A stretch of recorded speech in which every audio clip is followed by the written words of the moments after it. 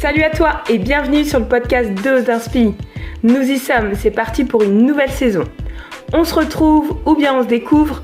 Dans tous les cas, je te promets des interviews en tout genre. Jeune élue municipale, entrepreneuse, étudiante passionnée, sportive de haut niveau et plein d'autres, ce sont eux qui auront la parole. Et c'est pas fini.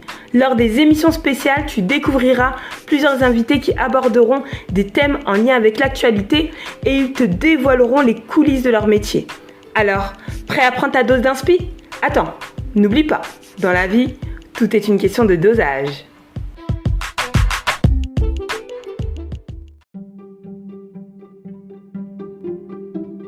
Aujourd'hui, je reçois Sabine qui est gestionnaire en assurance.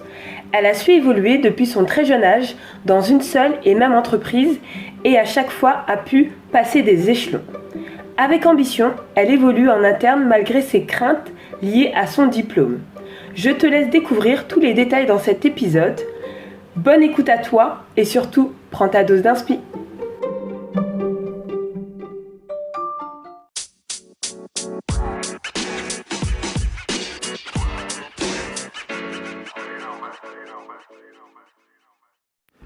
Salut Sabine. Salut. Comment ça va ? Ça va très bien et toi ? Eh ben, je vais bien. Je suis ravie de te recevoir sur mon podcast. Bienvenue. Merci de m'avoir invitée. Je t'en prie. Sabine, tu vas pouvoir te présenter, nous dire qui tu es. Parce que moi, je te connais, mais les autres ne te connaissent pas. Ils ont peut-être envie justement de te découvrir petit à petit. En tout cas, ça va être un moment sympa qu'on va passer à deux, afin que tu puisses nous parler de toi, de ton parcours. Tu pourras nous faire découvrir aussi ton métier. Mais je vais laisser le suspense pour que tu puisses nous raconter tout ça. Alors, moi, c'est Sabine de Barros. J'ai 40 ans, 3 enfants et 2 beaux-enfants. Et je suis gestionnaire en assurance. Ok, donc ça, c'est ton métier actuel. C'est ça. Super. Et justement, parlant de métier, quel métier tu voulais faire quand tu étais enfant ? Est-ce que tu t'étais dit je vais faire gestionnaire en assurance ou c'est complètement différent ? Ah non, j'ai jamais eu cette envie-là. C'est par hasard, mais moi le métier que je voulais faire c'était infirmière. D'accord. Quand j'étais enfant, je m'étais toujours dit que j'allais devenir infirmière parce que je voulais aider les autres. D'accord. Soigner les autres. Qu'aujourd'hui tu te retrouves dans ce aider les autres ? Ah oui, oui, je me retrouve quand même. Je me retrouve dans ce. Dans mon parcours, c'est pas évident. Oui. Mais j'arrive toujours à aider les autres. D'accord. C'est le plus important. Ok. Donc tu as un côté effectivement tourné vers les autres, apporter ton aide auprès des autres. Et quand tu étais enfant, tu voulais être infirmière. C'est ça. Pas de réticence par rapport aux hôpitaux ou à la vue du sang ou en fait, très jeune, j'ai eu quelques petits soucis de santé qui ont fait que j'étais habituée à côtoyer les hôpitaux. Donc non, ça m'a jamais fait peur. D'accord, ok. Même la vue du sang, non, ça m'a jamais fait peur. C'est marrant parce que j'avais cette idée aussi moi quand j'étais petite. En fait, je crois que j'ai dû passer un rapide séjour à l'hôpital, je me suis dit non, moi je peux pas. Non, pas ça tous les jours. Ah non. Par contre, oui, aider les autres, oui, je pourrais, mais d'une autre manière. Du coup, c'était marrant, ça me faisait penser à ça. Au contraire, j'étais fascinée quand on mettait la perfusion, tout ce genre de choses. Ouais, tous ces gadgets autour. C'est ça. J'ai été déçue de ne pas y arriver, mais bon, j'ai vite rebondi et passé à autre chose. Oui. Tu vas pouvoir nous dire justement ton parcours. Tu peux revenir sur ton parcours scolaire au début et ensuite on poursuivra sur le parcours professionnel ? Un parcours scolaire classique, maternelle, primaire. Alors tu es née où déjà ? Je suis née à Paris 13e. D'accord. Je suis née à Paris 13e, j'ai grandi à Maison-Alfort et Villeneuve-Saint-Georges. Donc j'ai fait toute ma scolarité à Villeneuve-Saint-Georges. D'accord, très bien, 94. Non, 94, pardon. C'est ça. Parce que c'est collé au 9-4, comme diraient mes enfants. J'ai grandi à Villeneuve-Saint-Georges, donc parcours scolaire lambda, maternelle, primaire, collège, lycée à Villeneuve-le-Roi. Et voilà, pour finir sur le bac, j'ai pas plus qu'un bac. D'accord. J'ai arrêté au bac, j'ai passé le concours pour être infirmière. Et à l'époque, il fallait un concours pour entrer en école d'infirmier. Que j'ai pas réussi. Enfin, j'étais sur liste enfin, j'ai pas réussi la première fois. Et ensuite, j'étais sur liste d'attente. D'accord. Donc après, j'ai abandonné. J'ai pas... Voilà. Mais tu as tenté, parce que c'est vrai que à t'écouter, quand tu disais oui, quand j'étais enfant, je voulais être, je me suis dit, enfin dans ta réponse, j'avais pensé que c'était juste quelque chose que tu avais en tête, mais qui ensuite s'est évaporé. Non, au moment où tu as obtenu ton bac, tu t'es quand même dit, bah tiens, je vais tenter. Ah oui, après les concours se faisaient avant, à l'époque, c'est même avant de passer le bac qu'on faisait les concours. D'accord. Il y avait l'écrit, les tests psychotechniques et ainsi de suite. Et voilà, la première fois, j'ai complètement raté. La deuxième fois, réussi l'écrit, passé l'oral. Et puis là... Mais bon, après, j'aurais pu insister plus. Oui. Alors, le parcours de vie peut faire que, effectivement, on s'oriente ou on va vers autre chose. Et dès lors qu'on est investi vers autre chose, de se remettre, je dirais, dans les bouquins ou dans les concours, sachant qu'on parle du concours de l'époque qui était beaucoup plus compliqué que ce qui existe aujourd'hui. Hein. Ah oui, et si j'ai bien compris, aujourd'hui, il n'y a plus de concours d'entrée. On peut rentrer à l'école... À l'école préparatoire, oui. Voilà, institut en soins infirmiers. Et ce qui aurait été plus, je pense, logique pour moi, parce que... le concours ne fait pas tout. Je pense que la volonté de réussir m'aurait permis de valider ensuite les concours. Mais bon, comme tu dis, l'histoire de vie, tout ça fait qu'on ne se voit pas à un moment donné revenir à l'école, quoi. Et donc tu rentres dans la vie active à 18 ans, 19 ans, vers là ? Ah non, moi je suis rentrée dans la vie active à 16 ans. À 16 ans, oui. En plus des cours. Oui. Je faisais les marchés à l'époque. D'accord. Les marchés, ensuite KFC, Quick, des petits boulots, tout ça en même temps. Ouais, des petits jobs, tout ça en même temps que les cours. Et ensuite, j'ai eu l'opportunité de rentrer à la Poste pour les jobs d'été. Et c'est comme ça que je suis rentrée dans l'entreprise La Poste. D'accord, ok. Entreprise La Poste dans laquelle tu es toujours aujourd'hui. Je suis toujours aujourd'hui dans La Poste. Exactement. On va revenir justement sur ce parcours qui se développe au fur et à mesure au sein de cette entreprise. Est-ce que tu peux nous parler des premiers emplois que tu as justement au sein de cette entreprise et comment tu évolues au fur et à mesure ? Oui, donc quand je suis recrutée à la Poste, c'est pour faire des remplacements d'été pendant les vacances.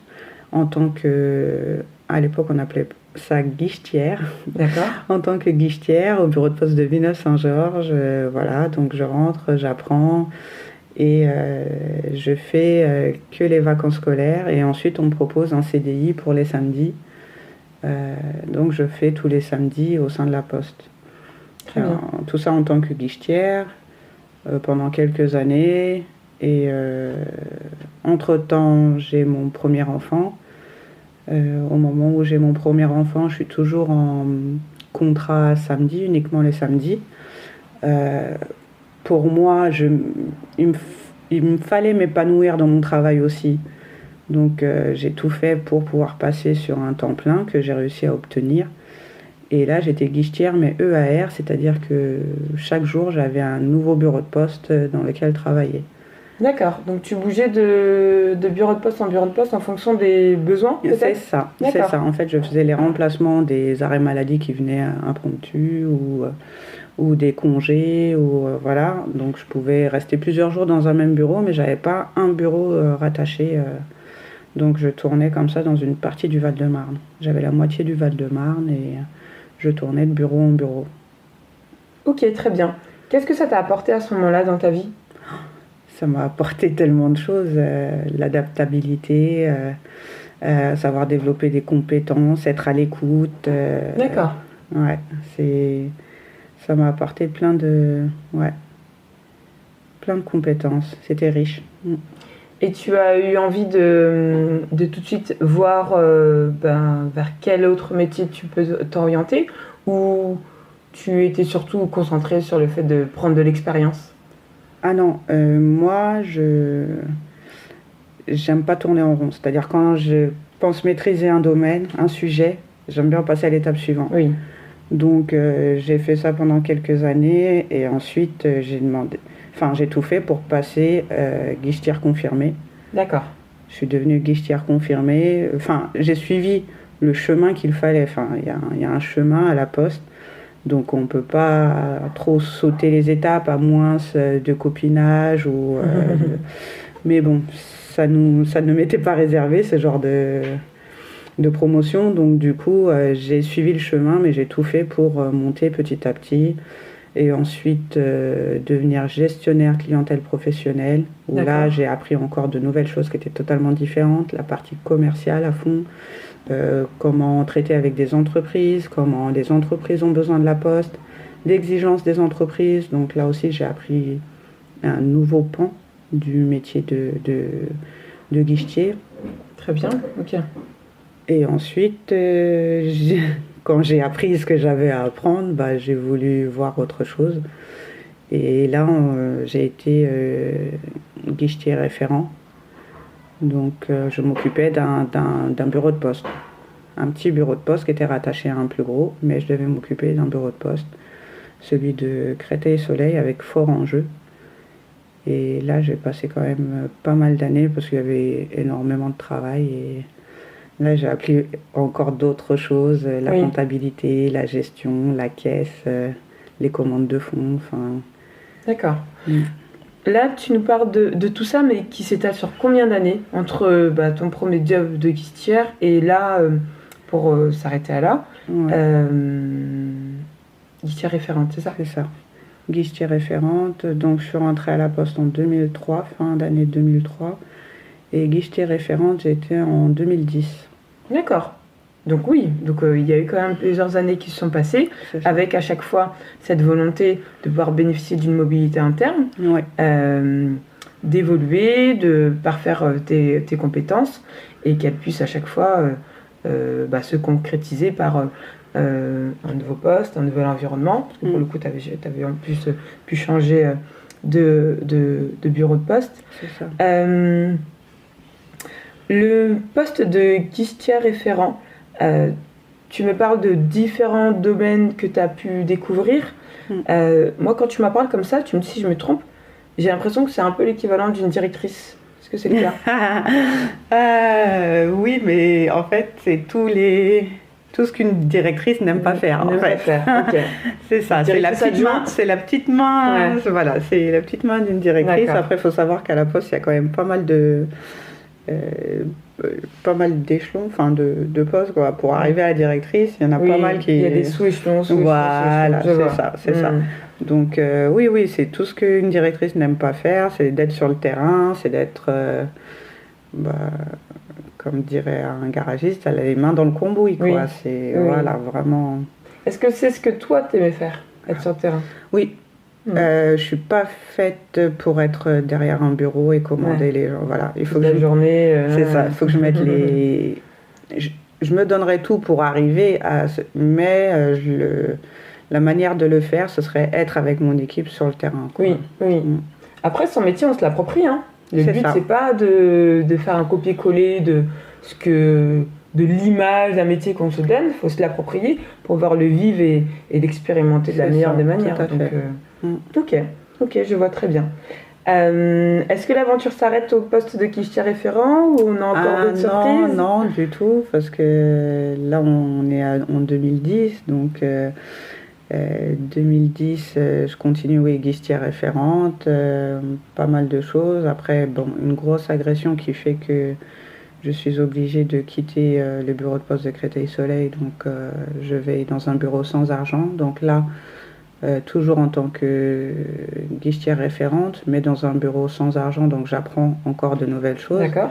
puisque tout se passe avec des sous-traitants. Oui. Donc voilà.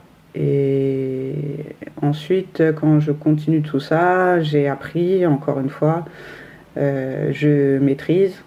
Donc j'essaye de passer l'échelon au-dessus. Et là, je deviens chargée de clientèle, espace de vente. Donc là, c'est encore un autre biais, c'est plus du management. Et vraiment miser sur l'espace client, l'espace de vente. Faire que les clients soient satisfaits et aider mes collègues guichetiers à ce qu'on apporte le meilleur service client. D'accord, donc là c'est toi qui vas apporter ton expérience auprès de ton équipe pour justement mettre en place le meilleur service client qui soit. C'est ça, tout à fait. Et du coup ça passe par quoi qu'on puisse visualiser un peu tout ça? Ça passe par quoi? Ça passe déjà que chaque guichetier soit prêt derrière son îlot, oui. La base, souriant, accueillant, faire que l'expérience client soit la plus agréable possible. Dans un bureau de poste, c'est très très très compliqué, oui. Parce qu'on a une clientèle très très particulière. Bon, ça dépend des villes où on est, mais là, à cette époque-là, j'étais à Vitry-sur-Seine, donc c'était quand même un bureau de poste assez dur. Mais c'est là que je disais que je pouvais aider les gens. J'étais comme un poisson dans l'eau, puisque je pouvais aider ces gens-là et ils me le rendaient bien en quelque sorte. Oui. C'est que tout se passait bien puisque je les aidais. Et puis mon équipe autour de moi, c'était des années où j'ai appris énormément, surtout au niveau management. D'accord. Et ça m'a bien plu, ouais. Tu as appris auprès d'eux en justement les aidant à se développer, professionnellement parlant, et tu as appris aussi par rapport au métier que tu occupais, parce que le management c'était nouveau. Ouais, le management était entre guillemets nouveau pour moi, mais oui, en fait c'est là que je me suis rendu compte que l'expérience que j'avais accumulée jusque-là pouvait servir à d'autres en le partageant aux autres. Et d'un côté, c'est ce qu'on appelle le management, avoir les clés pour dénouer certaines situations, oui. Ou avoir les clés pour... Et du coup, comme c'était... Enfin, je l'ai fait de manière naturelle en vrai, mais quand après, avec du recul, je me rends compte et je me dis, ah bah oui, c'est là que ça m'a vraiment appris le management. Et en plus, ça, dans un bureau ZUS, c'était pas tous les jours facile. Mais c'est là qu'on crée d'autres liens, on apprend aussi de la clientèle. Certes, on les aide, mais eux aussi nous aident dans certains cas. Et c'est ce qui fait que j'ai bien aimé ces moments-là. Il y a l'aspect de transmission que tu as évoqué, et c'est vrai que c'est quelque chose de présent dans le management, mais qui n'est pas si évident chez tous les managers. Et je trouve qu'effectivement, tu en as tout de suite parlé, et c'est quelque chose qui est assez notable d'un beau manager et c'est important pour la génération qui arrive, puisque l'objectif c'est pas d'être dans le fais ça et tais-toi, mais dans l'explication de comment il faut faire ça et que les personnes à qui tu t'adresses puissent comprendre effectivement ce qu'ils font au quotidien. C'est comme ça qu'ils vont aimer aussi faire leurs différentes missions et qui vont aussi avoir envie de transmettre. Pour moi, c'est la meilleure, en tout cas. En fait, ce qui s'est passé, c'est que moi, j'ai tellement souffert de ça, entre guillemets. Fais ça et tais-toi.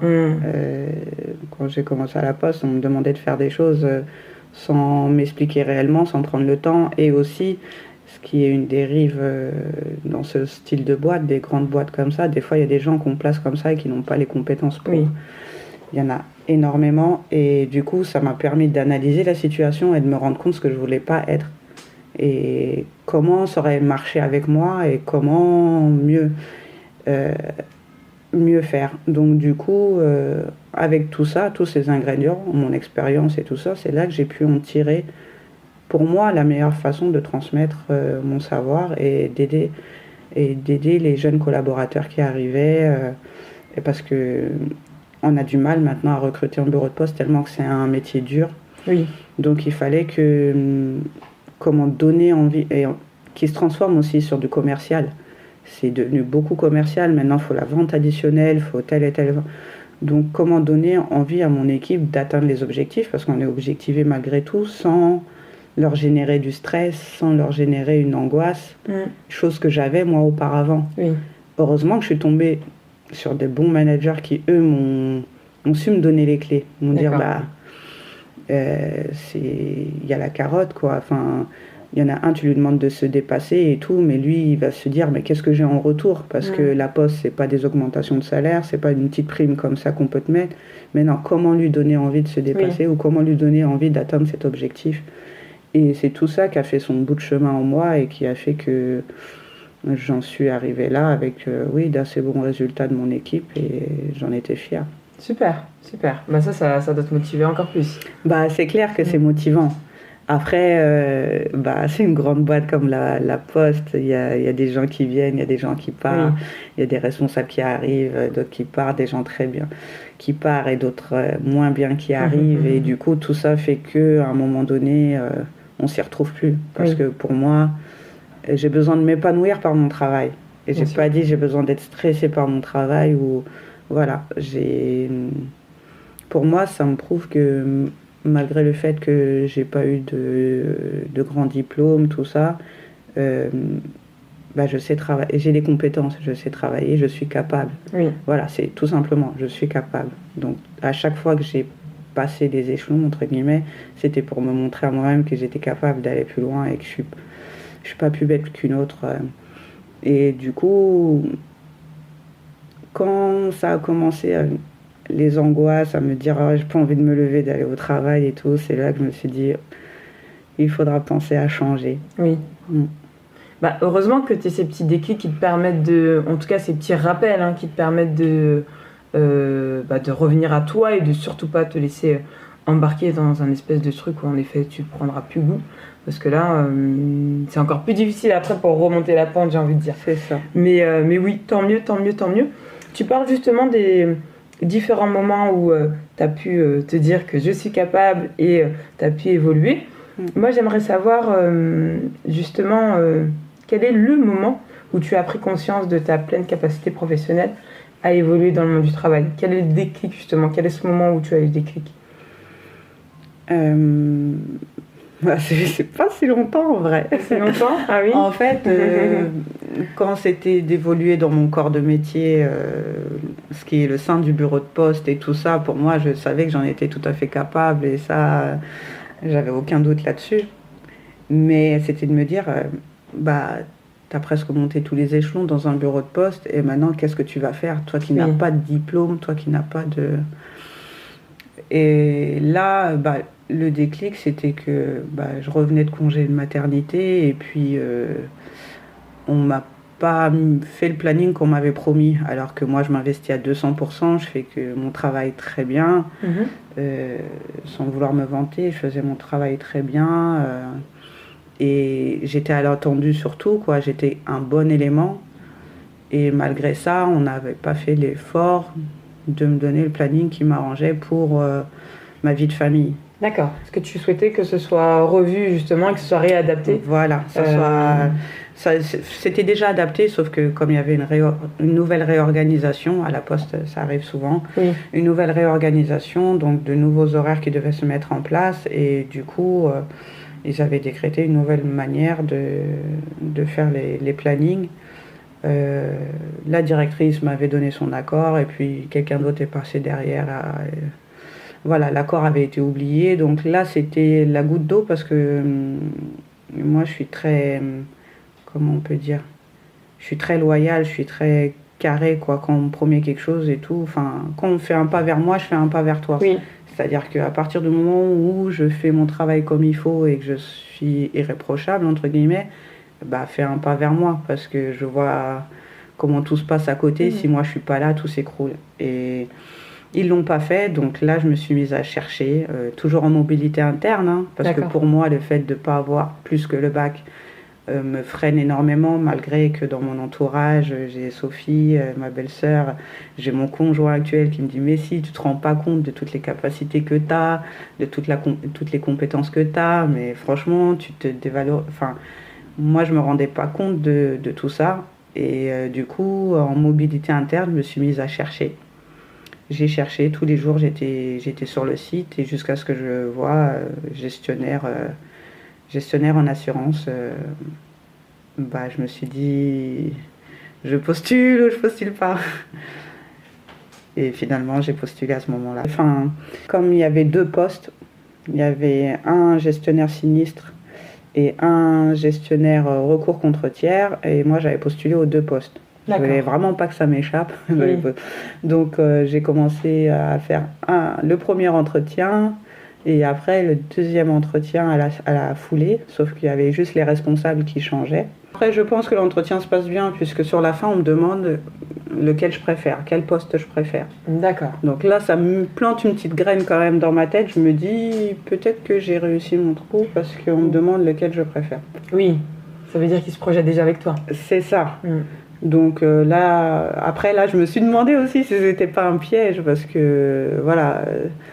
Après, j'ai répondu. Après, j'ai dit, n'importe lequel, hein, ça m'ira très bien. Hein. J'ai une petite préférence pour celui-ci, mais voilà. Et après, à la fin, ils me font une étude de cas où ils me donnent des constats à lire. Et premier constat, je réponds, ils me disent des cas. En assurance, il y a des cas. Par rapport à un accident qui se passe, il y a des cas. Donc cet accident correspond à quel cas? C'était ça qu'il fallait. Mais du coup, je devais en trouver 3. Je fais les 2 premiers. Et puis au 3e, je mets du temps. Parce que je me dis, il y a un piège quelque part. C'était trop facile, quoi. D'accord. C'était trop facile. Je me dis, il y a un piège quelque part, il y a un piège quelque part. Et c'est là que la directrice de pôle, elle dit, il n'y a pas de piège, vous pouvez répondre. Je dis, c'est ça. Il me dit, oui. Pour moi, c'était tellement bateau. Oui, ça te paraissait facile. Ouais, ça me paraissait tellement facile qu'il y avait un piège. Et du coup, je sors de l'entretien. Tout de suite, j'appelle ma sœur à qui je raconte tout. Je lui raconte. Et elle me dit, saute pas trop de joie, Sabine, avec tout ce qui s'est passé dans ta vie. Tu sais que voilà, saute pas trop de joie. Tu verras quand tu auras le résultat. Du coup, j'attends tous les jours, j'attends. Et une semaine après, ils me disent que j'ai été sélectionnée pour la spécialité que je voulais. Tu voulais, super. Voilà. Donc c'est une super bonne nouvelle. J'étais contente.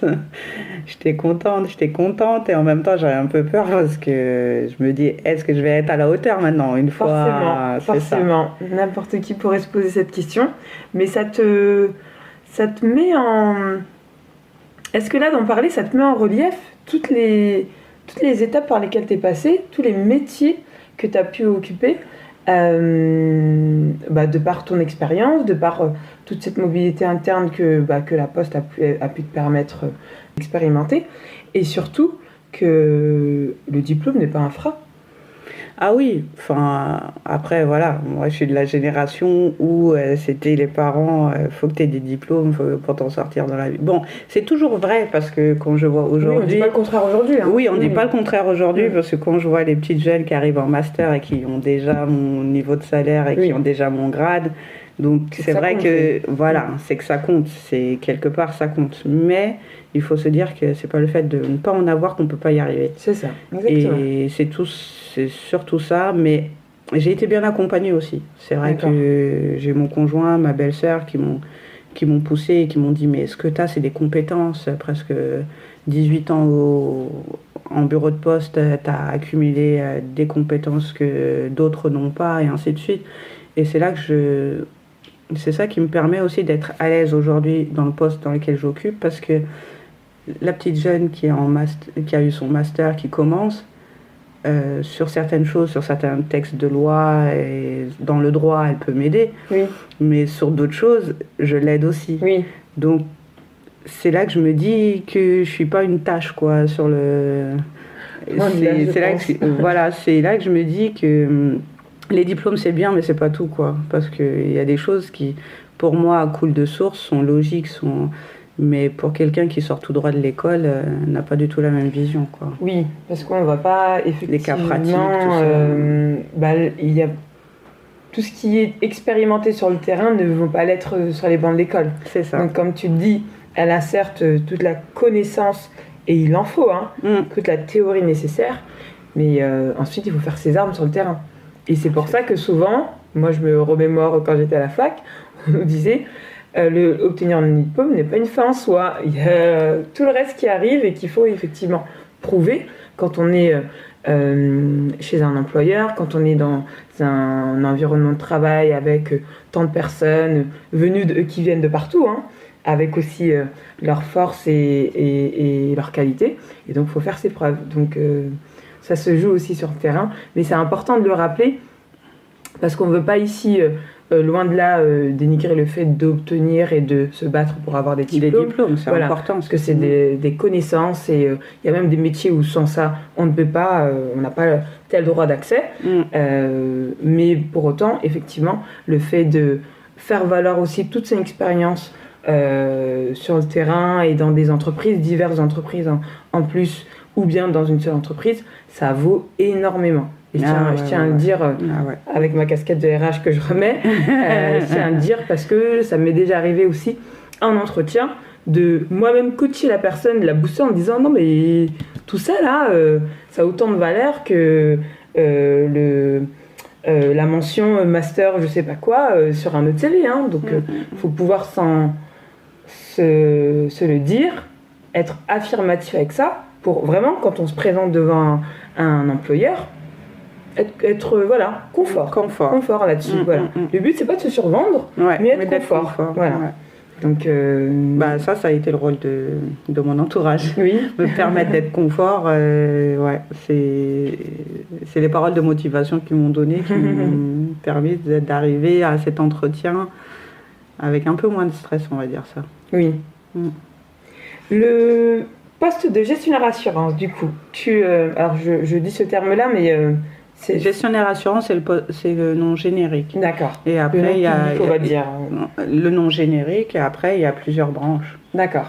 Voilà, il y a plusieurs branches dans les gestionnaires en assurance. Moi,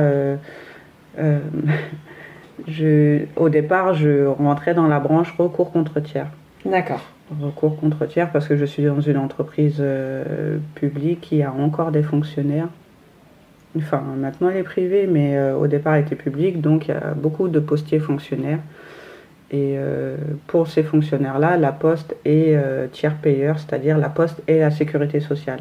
D'accord. Partout où vous allez, quand vous donnez votre carte vitale, les fonctionnaires, eux, c'est la Poste. Donc même si la Poste est devenue privée, tous les fonctionnaires qui y sont encore ont gardé leur statut de fonctionnaire. C'est ça. Ça se garde à vie au final. Ça se garde à vie. Après, ils essayent de faire passer le plus de fonctionnaires en tant que salariés. Oui. Mais bon, il y en a beaucoup qui refusent. Donc, voilà. Il y a plein d'avantages en tant que fonctionnaire. D'accord. De moins en moins, mais il y a encore quelques avantages. Oui. Ok. Je voulais que tu nous expliques un peu en quoi consiste ton métier actuel, pour qu'on puisse bien le situer. Alors, la branche recours contre tiers, c'est quand même encore c'est une niche, c'est quand même spécifique parce qu'il doit avoir ça à la RATP, où il y a encore des fonctionnaires. Ça consiste à quand un de nos agents a un accident avec un tiers, c'est la loi qui demande à ce qu'on récupère tous les frais engagés. D'accord. Et la sécurité sociale fait la même chose pour vous, c'est-à-dire, pour les salariés. Quand on a un accident avec un tiers responsable, il faut que l'assurance du tiers responsable paye tous les dédommagements de la sécurité sociale. Donc c'est ça le recours contre tiers, c'est quand même une niche. Il n'y aura pas trop de postes là-dedans, c'est quand même assez fermé. Ensuite, comme apparemment j'apprends vite, du coup on m'a ouvert une autre branche. J'ai évolué encore sur une autre branche qui est la responsabilité civile. Ça nous parle, ça, la responsabilité civile. Gestionnaire en responsabilité civile, c'est-à-dire que je m'occupe des dossiers où un des agents de la Poste a abîmé quelque chose. Ça part de la boîte aux lettres quand il dépose un colis qui force et qui casse la boîte aux lettres, ou avec sa voiture il a abîmé le portail. Ou sinon... C'est forcément les biens d'autrui. Voilà. Quand un de nos salariés abîme le bien d'autrui, et là c'est notre responsabilité civile, donc je dois dédommager les tiers qui sont lésés. Ok, très bien. Quelles sont les qualités à avoir pour travailler dans tout ce qui va toucher à l'assurance, en tout cas toi, ce que tu fais au quotidien? Alors, ce qui aurait été il faut des connaissances en droit. Oui. Moi là, du coup, j'apprends. Faut des connaissances en droit, faut Savoir bien s'exprimer, bien écrire, connaître les outils aussi informatiques, c'est très important. On communique beaucoup par mail. D'accord. Ouais, c'est les compétences d'écoute, parce que aussi je fais la partie responsabilité civile corporelle, c'est-à-dire que quand nos agents, blessent quelqu'un, donc il y a la partie corporelle, donc il faut l'écoute quand on a les victimes au téléphone. Faut bien savoir s'exprimer. Voilà, c'est quand même important. Connaissance en droit, bien savoir s'exprimer. L'écoute. Quand j'entends gestionnaire, je pense à organisation. Ah oui, aussi. Oui, ça, oui, ça c'est vrai que j'aurais dû commencer par là. C'est primordial l'organisation. Oui. Bah, surtout là que maintenant j'ai plusieurs casquettes, quoi. Responsabilité civile matérielle, corpo et plus recours contre tiers. Du coup, ça fait 3 casquettes. En espace d'1 an, j'ai appris tellement de choses. Et oui, il faut s'organiser parce qu'il y a des logiciels différents. Il y a la gestion de dossier, c'est quand même... c'est la base. C'est la base des bases. L'organisation, c'est la base. On s'y retrouver dans les dossiers, pas mélanger le dossier de l'un avec l'autre et ainsi de suite. Ouais, c'est la base. J'imagine. Ok. Qu'est-ce que tu aimes dans ce métier de gestionnaire ? Que j'apprends des choses. Je le dis depuis le début, mais en fait, j'apprends tellement de choses et surtout qui auraient pu me servir dans ma vie de tous les jours. Et c'est là que je me rends compte que le fait de ne pas savoir, enfin, il y a tellement de choses qu'on n'est pas au courant. Et du coup, ça me passionne. Et voilà, le fait d'apprendre, c'est là que tu te rends compte que le droit, c'est quand même important d'en avoir des bases. Et ouais, c'est ça, apprendre. C'est ça qui me plaît le plus, c'est d'apprendre et de me dire que je vais être dans le bon sens pour les gens aussi, parce que quand j'aide certaines victimes, ainsi de suite, ça fait toujours plaisir. C'est ce que j'allais dire, il y a toujours cet aspect social qui est présent, tourné vers les autres. Après, j'ai les 2 casquettes. Donc, le recours contre tiers, c'est nos agents que j'essaie de protéger au maximum. Et puis, la responsabilité civile, c'est les tiers.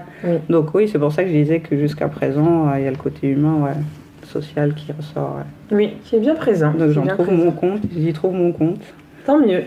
C'est très important. Et puis, c'est ce qui permet au quotidien de pouvoir t'épanouir. Et comme tu l'as dit, d'en apprendre plus, de pas forcément avoir l'impression de faire exactement les mêmes choses, parce que j'imagine que chaque dossier est différent, que chaque situation est différente. Et puis oui, tu as ce côté être à l'écoute, être tourné vers les autres pour aboutir à, on va dire, à la résolution du dossier. C'est ça, tout à fait. D'accord, super. Quelles sont tes perspectives d'avenir maintenant, Sabine ? Ah là là.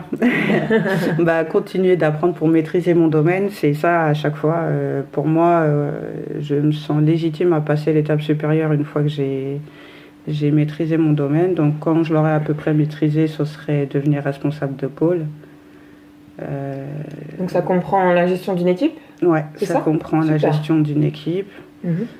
Et je pense avoir, de par mon expérience, les compétences pour ça. Même si c'est un nouveau domaine, je sens qu'il y a dans certains pôles quelques lacunes que j'aurais aimé combler, que j'aurais aimé qu'ils se comblent. Et voilà, pour aider un peu plus mes collaborateurs, et ainsi de suite. Et sinon, j'aimerais travailler pour moi ensuite. Tu vas être à ton compte. Ouais, être à mon compte, travailler pour moi, faire ce que j'aime, parce que... Dans une activité tout autre ? Tout autre, qui n'a rien à voir. Et tu te verrais faire ça en parallèle, pour après peut-être un jour en vivre, ou tu veux raccrocher le salariat pour te lancer totalement ? Non, après voilà, je suis quelqu'un d'assez raisonnable. Prudente. Ouais, d'assez prudente. Donc ouais, ça serait peut-être commencer en parallèle. D'accord. Commencer en parallèle pour ensuite... mais il y a tellement de choses que j'aimerais faire et j'ai tellement d'idées que... Voilà, mais... en parallèle, dans un premier temps, et après...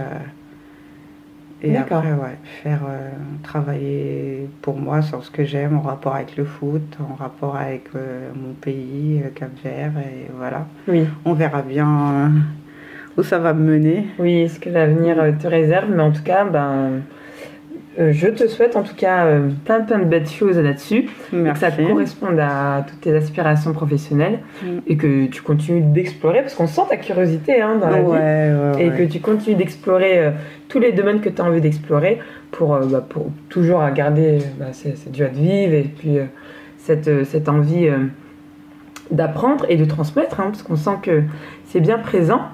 Et du coup, je me demande, toi, quelle est ta dose d'inspi qui te ressource et t'inspire? J'en ai plusieurs des doses d'inspi. Enfin, celle qui m'a appris à me battre, enfin celle par qui j'ai compris que la vie allait être un combat. Donc c'est ma tante, paix à son âme, Louise, qui, toute petite, avec mes yeux d'enfant, j'ai su que la vie serait dure et qu'il faudrait se battre pour avoir les choses, pour obtenir les choses. Et après, dans ma vie de tous les jours, j'apprends de tout le monde en fait. Dans ma vie de tous les jours, je vois, j'arrête pas de parler de Tony et de Sophie, voilà, j'ai ma sœur aussi. Et après, il y a des gens un peu plus connus, comme Elisabeth Moreno, tout ça, qui prouvent, c'est pas qu'ils disent, qui prouvent par leur expérience et leur parcours que tout est possible. Et voilà, j'ai envie d'être dans cette lignée et de pouvoir regarder dans le rétroviseur et de me dire, tu vois, d'où je suis partie, j'ai réussi à faire. Voilà, ma dose d'inspi, c'est ça, c'est les podcasts aussi, parce que ça inspire énormément. Et on apprend beaucoup des autres. On n'arrive rien seul, c'est avec les autres qu'on arrivera à aller plus loin. Et moi, je pense que c'est ça la dose d'inspi, les autres. Super. J'aurais pas mieux dit. Super message, Sabine. Tu peux déjà commencer à regarder dans le rétroviseur parce que franchement, je trouve que tu as beaucoup de mérite par rapport à tout ce que tu as fait, toutes les étapes par lesquelles tu es passé. C'est pas une mince affaire, c'est pas donné à tout le monde de s'accrocher, de permettre à ce que on veut puisse prendre forme, d'y aller, de le faire et de dire tiens, il y a peut-être autre chose là, et puis là il y a autre chose, et puis je vais y aller. Et c'est méritant, c'est très honorant, et puis je trouve que par ton message, tu donnes de l'espoir à d'autres personnes qui peuvent être aussi dans le même cas, qui par un parcours de vie n'ont pas forcément eu la possibilité ou la chance, ou parce qu'ils étaient dans un pays où ils n'ont pas pu faire des études, et pour autant, il n'est jamais trop tard. Il n'est jamais trop tard pour se battre et obtenir ce qu'on veut. Il n'est jamais trop tard pour même reprendre des études. Il n'est jamais trop tard pour se défoncer pour avoir aussi sa promotion. Et puis, qu'on soit une femme ou un homme, voilà, c'est possible et tu l'as très bien dit. Et j'appuie juste tes dires pour vraiment que tu te rendes compte que tu peux être fière de toi et que c'est très important d'y aller. Pour moi, c'est tellement naturel. En fait, je fais les choses sans me poser de questions. C'est les autres qui me font me rendre compte que j'ai... Mais pour moi, c'est naturel. Je vois pas ce que j'ai fait de spécial. C'est juste... j'essaye de suivre mon chemin et d'avancer, d'avoir toujours un moteur. Mais c'est les autres qui me font me rendre compte que c'est pas donné à tout le monde ce que tu as fait là. Mais Oui, toi, tu le vois pas. Moi, je le vois pas comme ça parce que voilà, pour moi, c'est mon chemin et voilà. C'est mon parcours, mais bon, voilà. Mais j'ai envie de dire, tant mieux dans le sens où voilà, tu continues naturellement ton chemin, parce qu'il faut se dire que les autres te voient, que ce soit tes enfants, que ce soit tes nièces, tes neveux, et ça, on ne se rend pas compte. Comme dirait un rappeur, suis-je le gardien de mon frère par nos actes, nos paroles, nos actions? Oui, un peu. Et c'est vrai, ils nous voient tous les jours. J'espère. C'est comme ça que j'essaie de les motiver à leur dire faites des études. Comme ça, vous serez comme mes alternantes là qui arrivent en master et qui arrivent au même grade que votre maman.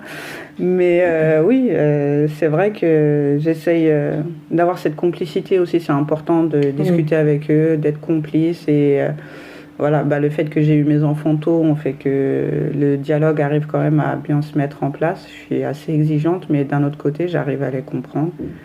Et voilà, je leur dis que c'est important en tout cas, qu'ils fassent ce qu'ils aiment, qu'ils peuvent se tromper. Personne ne sait au départ ce qu'il veut faire plus tard dans la vie, machin. Ils peuvent se tromper, mais ne pas rester sans rien faire et voilà, d'explorer. Là, mon fils, il veut être expert comptable. C'est aujourd'hui, on ne sait jamais demain s'il peut. Je le pousserai tant qu'il se cherche, c'est tout à fait normal, mais au moins lui dire qu'il est capable s'il s'en donne les moyens. Le truc, c'est de s'en donner les moyens. Donc voilà. J'espère que là-dessus, avoir été un modèle pour eux et. J'en suis sûre. J'en suis sûre. J'ai une question bonus pour toi qui va concerner la musique.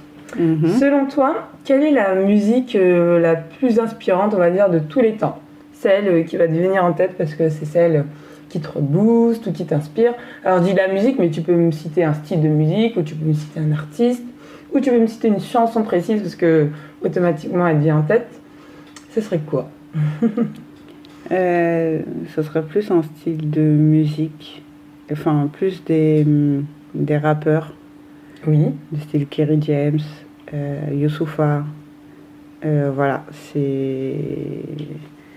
Bon, c'est plus ma génération, mais... J'allais dire, ils ont marqué une époque, et je me sens concernée. C'est plus ma génération, mais c'est des paroles qui me parlent, des paroles qui me parlent beaucoup et qui boostent. Oui. Voilà, enfin... Mais je peux même citer du Booba aussi, mais on sait d'où on vient, et voilà, maintenant c'est où on va qui est important, et voilà, c'est... D'accord, donc les rappeurs, Kerry James, Youssoupha, Booba, qui sont toujours connus, mais effectivement qui représentent... Booba, c'est Booba, oui, à ses débuts, voilà. Oui, je sais bien, on est raccord là-dessus. C'est ça. Ok, super. Je te remercie Sabine, vraiment c'était hyper plaisant de discuter avec toi, cool. De faire un peu un flashback sur ton parcours. Tu as pu nous faire découvrir aussi l'envers du décor de la Poste, l'envers du décor du métier de gestionnaire assurance avec les petites spécialités que tu as pu nous préciser. Et j'espère que ça a pu en éclairer plus d'un, plus d'une. Et en tout cas, vraiment, je te redis bravo. Bravo pour ton parcours. Merci à toi. Et bravo à toi pour ce chemin parcouru. Merci, c'est gentil. Je te dis à très bientôt sur le podcast Dose d'Inspi. Je sais que tu es une fervente auditrice, donc continue. Oui. Et puis tu auras le plaisir d'aussi t'écouter. Et d'autres vont pouvoir t'écouter. Donc ça va être aussi un sacré jeu. Mais je suis ravie en tout cas de t'avoir accueilli ici. Merci. Ravie aussi d'avoir pu participer. Et en espérant pouvoir faire un flashback d'ici quelques années. C'est ça. On se dira, tiens, on en est où maintenant? C'est ça, tout à fait. Que sont-ils devenus? C'est ça. Merci beaucoup Sabine, je te dis à bientôt. Merci à toi, à bientôt. Bye bye. Bye.